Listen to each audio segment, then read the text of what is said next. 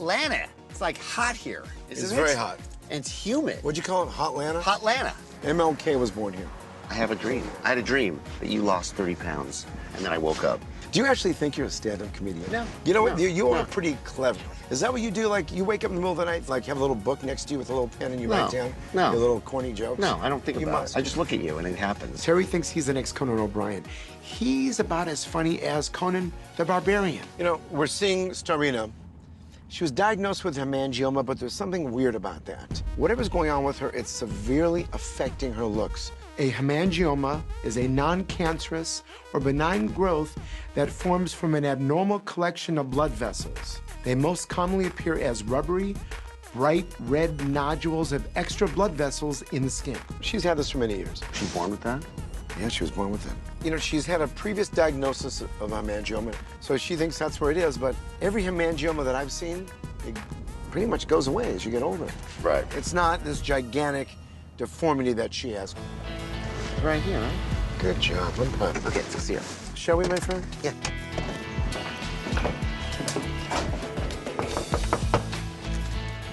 Starrina. How are you? Hi.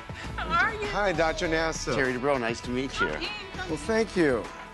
Hello, how you guys doing? Ronnie, I'm her husband. Ronnie, nice to Yes. meet you. Dr. How you Nassif. doing? Terry Dubrow, how are you? It's a pleasure to meet you Nice guys. to meet you. Who's this young lady? My mom. Mom. Yes. Oh, hi, Dr. Nassif.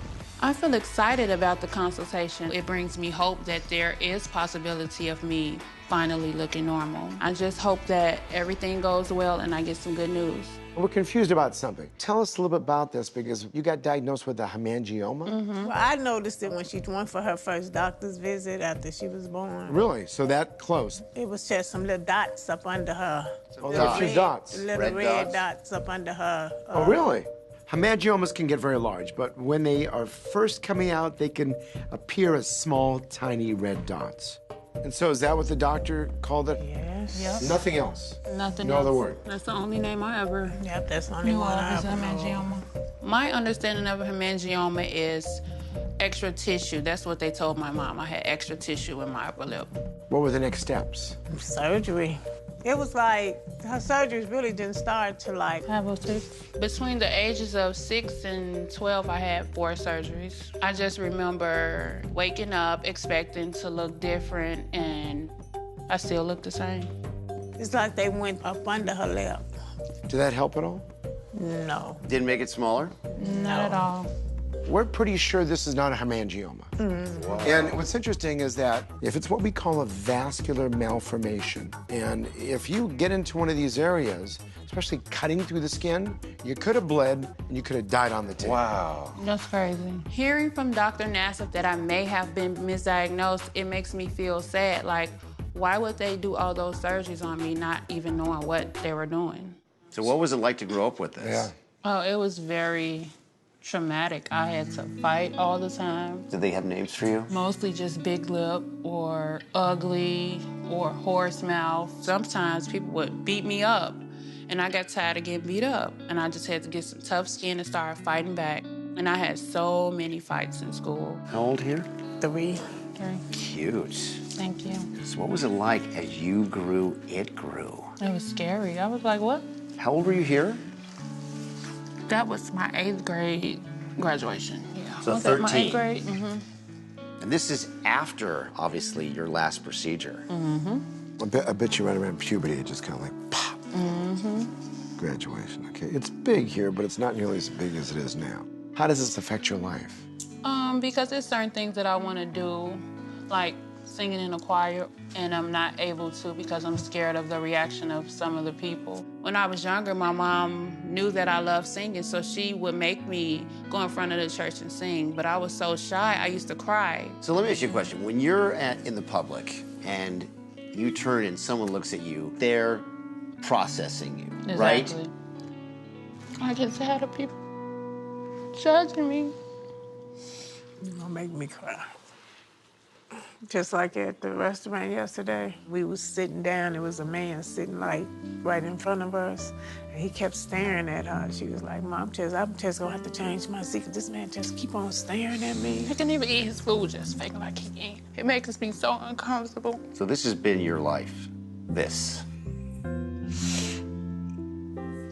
How did you guys meet? We met back in high school. You looked right through that? I looked right through it because her personality is so huge. She makes you laugh, she cool. You know, she's definitely a friend. It means so much to me to have Ronnie in my life because I never thought I could have a significant other that loves me no matter what. Even when we started our relationship, she was letting me know, she was searching me out to see do I really love her for her. I didn't let that hinder, you know, me. And a lot of people, it does hinder them to really get to know her because they automatically judge her from first experience. She have lost a lot of jobs because of it. What do you do? Right now, nothing. I don't do anything. One job that I had, the lady that I was working next to, she went and asked the supervisor, was I contagious? And he pulled me to the side after work and asked me, were you contagious? Because if you were, she doesn't want to work with you anymore. And I actually never went back to that job. I just felt so uncomfortable. How did we get involved here? As my kids got older, especially with me not being able to go up to the school or even the PTA meetings, anything, it's like I'm missing out on my kids growing up. And why don't you just go fix it? What do you expect to get done? What would you be happy with? Maybe in a place where it's not noticeable as it is now. You don't want to stand out. I don't. Most people who have plastic surgery want to do enhancements to stand out. Starrina wants to look normal. She wants to fit in and blend in. I really hope there's something we can do to help her. So what we'd like to do is get you in the other room Okay. and examine you so then we can kind of give you an update of what we think we want to do, okay? Cool, okay. Starrina and Ronnie have a lot of faith in us. And what we need to do now is give her a really good thorough exam to figure out really what this is and if we can help her. Alrighty. So we want to do, Dr. Dubrow and I, basically put some gloves on and feel around. Okay. Can you open your mouth for us? Do you bite, like when you chewing, you bite on that tissue, don't you? Look, she has a scar on her upper gingival. Oh, well, it goes all the way up to her infraorbital rim. This definitely is not a hemangioma. No, not even close. Upon examining Starrina, we can safely say that this is a misdiagnosis. Hemangioma doesn't get bigger, it gets smaller as you get older. This has gotten bigger as you've gotten older. Exactly. This is a vascular malformation. Blood just sits in there in pools. A venous malformation is composed of active blood vessels. Now, usually it's not dangerous. However, in Starrina's case, it's aesthetically deforming. So we want to do this in 2 stages. The first stage is called embolization, where we actually inject foam. And this foam is basically gonna shrink up these blood vessels, then get you back to Los Angeles quickly, and then do our second stage, which is surgery. And what that surgery is, basically making this smaller. This is something that's very difficult. There's a risk injuring one of those nerves, bleeding, more scar formation. I mean, not that anything we do is simple, but Starrina's case is exceptionally difficult and risky. We're really not gonna know what's going on until we get in there. And at that time, we'll be able to see how much can we help Starrina. What do you think? Do you want to go through with this? Yes, I do. Seems like my whole life I've waited for this opportunity, and I'm just excited for the future. We're glad we came all the way out to Atlanta. Thank you Thank guys. you so Pleasure, much. it's a pleasure. Pleasure meeting you guys. Just happy as tears of joy. Little old us, we everyday people. So for them to come all the way to Atlanta and let her know that they are able to do this, that it's a possibility of a brighter future, like there is an answer, it's just wonderful. What do we know? This is not a hemangioma. It's a venous malformation. A big giant pool of blood inside there. And if we can actually improve this with the embolization, then get in there quickly and sit there and try to debulk it. We help her? How great would that feel? That'd be great. Huh? That would be great. That would be great.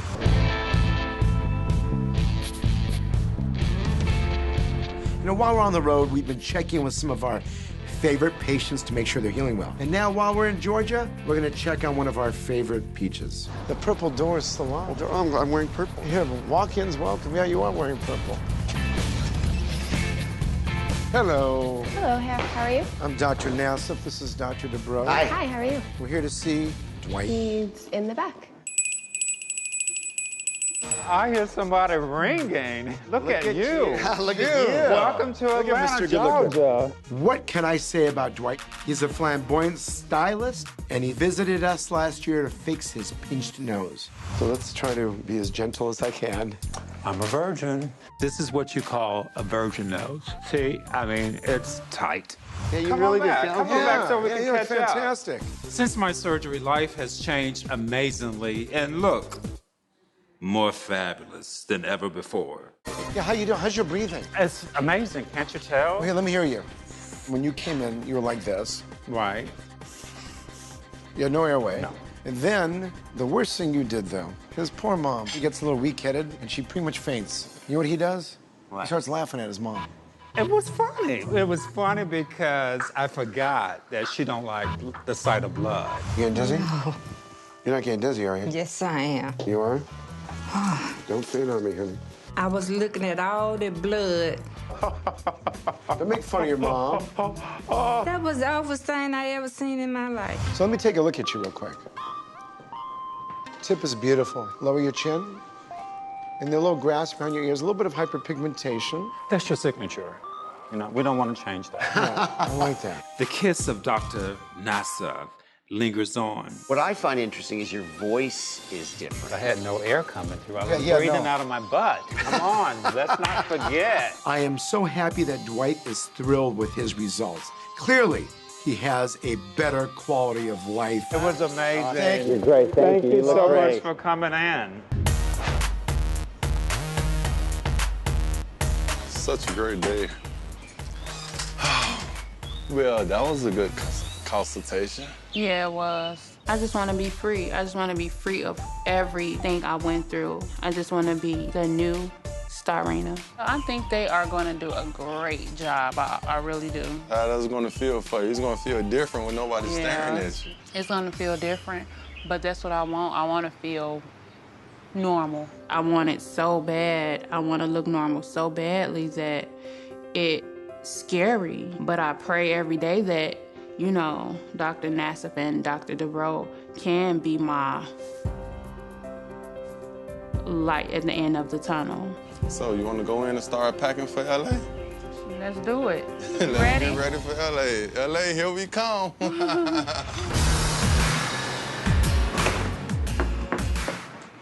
Hi, Starrina. Starrina, I'm checking in for surgery. Perfect. Go ahead and sign in, and we'll let the nurses know that you're here. I've waited all of my life for this day to come, and I'm just so excited. I think the doctors that you have are the best. No worries. I'm just very happy, man, just holding back my tears of joy. Yeah. That's all.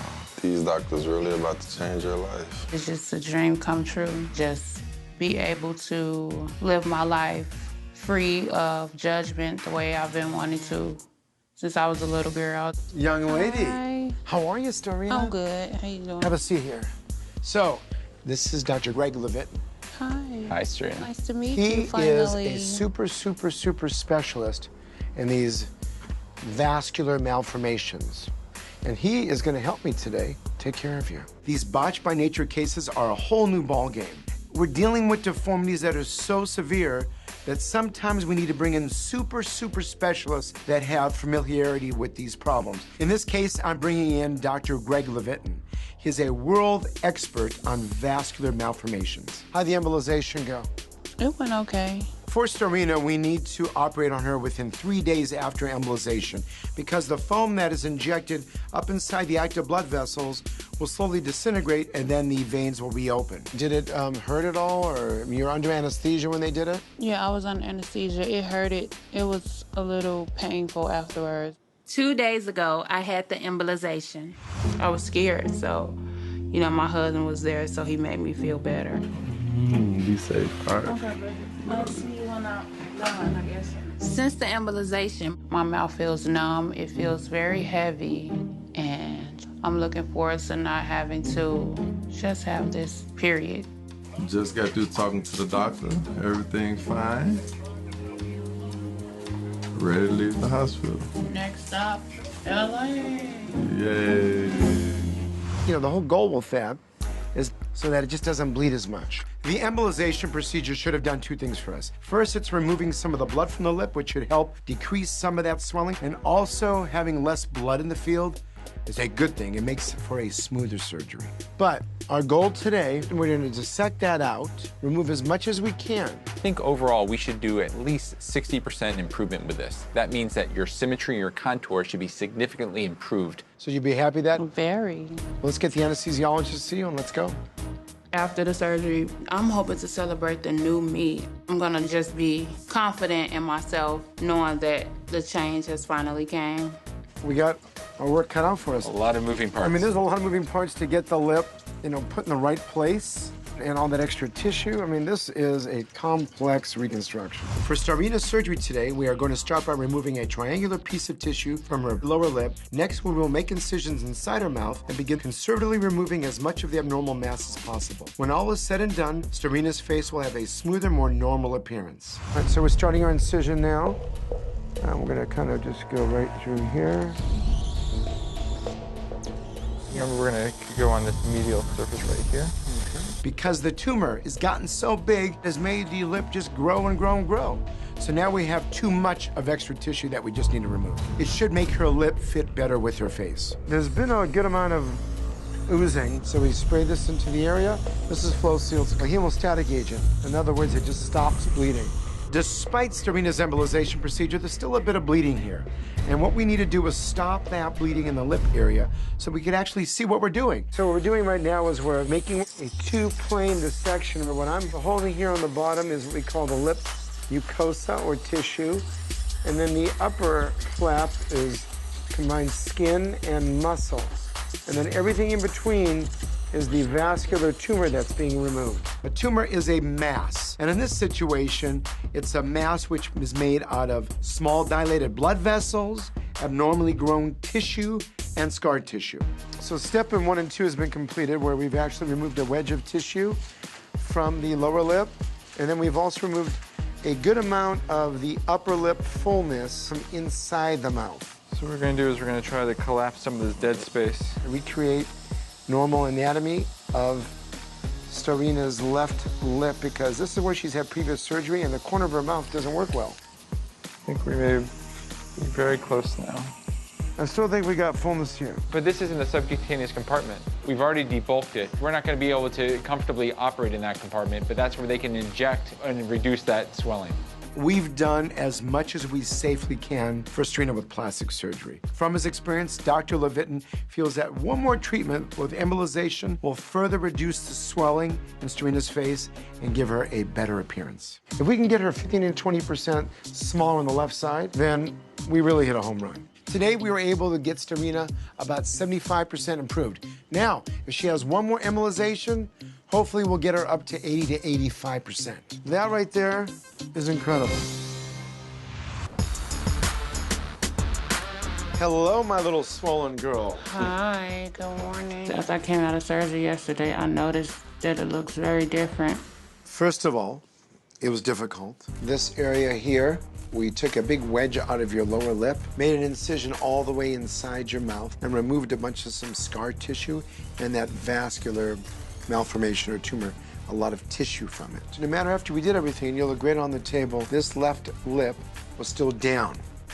We had to lift it up. I was expecting it to be complicated because everything that they told me was going on inside my face, I didn't know that all of those things was happening. So I knew it was going to be difficult, but I knew I was in great hands. Can you open up a little bit if you can? Okay, lip pulled up nice. We really got it straight across, which is nice. So this is all soft, what I call soft, doughy swelling, and that's normal. The only thing to look out for, if you feel anything firm, if anything is significantly painful, like something changes. Starrina has a lot of swelling that has to resolve. Once the swelling goes down, her lip is gonna look a lot better. I would say we were about 70 to 75% improvement, and we were very happy about that. Yes. Now, there's a part 2 to this also, which does not really involve us per se surgically. So basically a second embolization just to help with some of the decreased swelling in the cheek and the lower, just around the mandible or the jaw angle. I am so grateful for Dr. Nassif and Dr. Livingston. They went over and beyond my expectations. I'm already that step closer to feeling normal. I'm excited. Great, man. It looked so good, didn't it? Yes. I can't wait till the swelling go down. Nervous. Don't know what the doctor's gonna say. It's gonna be all right. No worry about it. Yeah. About a month and a half after the surgery, Dr. Nassif and Dr. Levitin sent me in for another embolization. And when I first seen my mouth after the swelling went down, I was just like in shock. It was something that I've been looking for all my life. How do you feel? The results are amazing. Starrina, so right now, what number would you give yourself an improvement? 50%, 60%? I would say about 65, 70. We took Starrina and we improved her. It's not a 2-month process when you try to cure something that has been occurring over 30 years. Her lip is a lot better. The fullness around the corner of the mouth and the cheek is a lot better, but she's not perfect. She's right now in a transition to becoming better. I can already see the symmetry and the contours of your face starting to change. And I can only imagine eating, talking must be very different for you now. Yeah, I haven't been biting my lip as much while eating as I was before the surgery. It felt so good. Now, as you know, this is not something that's just one surgery alone. You have to plan a second procedure. So we can really try to get this debulked a little bit more. After looking at Starrina today and actually feeling that the mass inside of her mouth has actually now become firm, I feel a lot better knowing that we're gonna be able to decompress or make the cheek a lot smaller. But look at this giant improvement you have. I mean, I love this. You got 1 or 2 stages left that are just gonna take you where you need to be. You guys have me so excited. I have 110% faith in the doctors. I'm very confident that this is gonna be the best surgery ever. We live for this. Yes. This is what it's all about. This is why we spent 8 months on the road, and you are the case for us. I'm so excited for you. Seeing the doctor so excited makes me more excited, and I can finally see the finish line. Awesome. Yay! Appreciate you guys so much. Yeah. Aren't you excited? Very.